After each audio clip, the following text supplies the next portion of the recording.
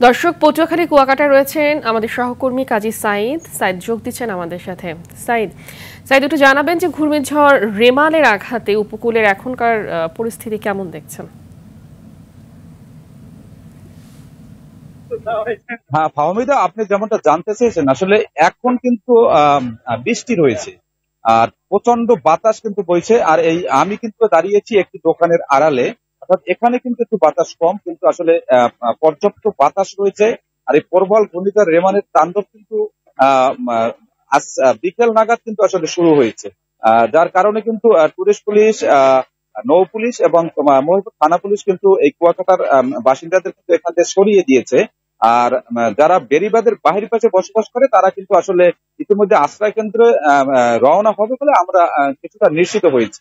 আর আপনি জানেন যে আসলে এই বেড়িবাঁধের বাইরে যারা বসবাস করে তাদের জন্য কিন্তু কুয়াকাটা আবাসিক হোটেলগুলো খুলে রাখা হয়েছে, তারা আসলে নিরাপদ আশ্রয় নিতে পারবে। আর এখনকার পরিস্থিতি যদি বলি আমি, এখন কিন্তু আসলে বৃষ্টি হচ্ছে এবং ঝড়ো বাতাস বইছে।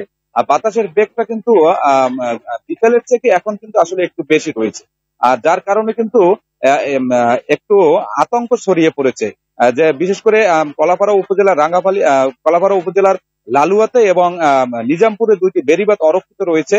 এই বেড়িবাঁধ এলাকার মানুষের মধ্যে আতঙ্ক রয়েছে। আরেকটি বিষয় জানিয়ে রাখি, সেটি হচ্ছে আজকে কিন্তু বন এবং ফুপুকে রক্ষা করতে গিয়ে লতাচাপড়ি দুলাশারি ইউনিয়নের শরীফ 24 নামের একটি যুবক কিন্তু মারা গিয়েছে।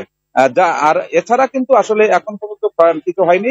আর যেটি বলেছেন, আসলে গতকাল রাত 3টা থেকে আজকে এখন পর্যন্ত যে থেমে থেমে ভারী এবং মাঝারি ধরনের বৃষ্টিপাত হচ্ছে, এর কারণে কিন্তু নিম্ন অঞ্চল কিন্তু আসলে তলিয়ে গেছে।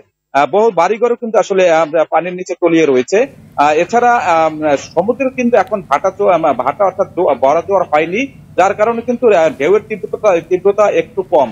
যেটা দুপুরের খবরে বলছিলাম যে প্রচন্ড ঢেউ ছিল, তবে রাতের জোয়ারে যে ঢেউয়ের পরিস্থিতি কতটা ভয়ঙ্কর হতে পারে সেই বিষয়ে কিন্তু আসলে আতঙ্কিত হয়ে সৈকতের আশেপাশে দোকানগুলো রয়েছে তারা কিন্তু। ধন্যবাদ আপনাকে।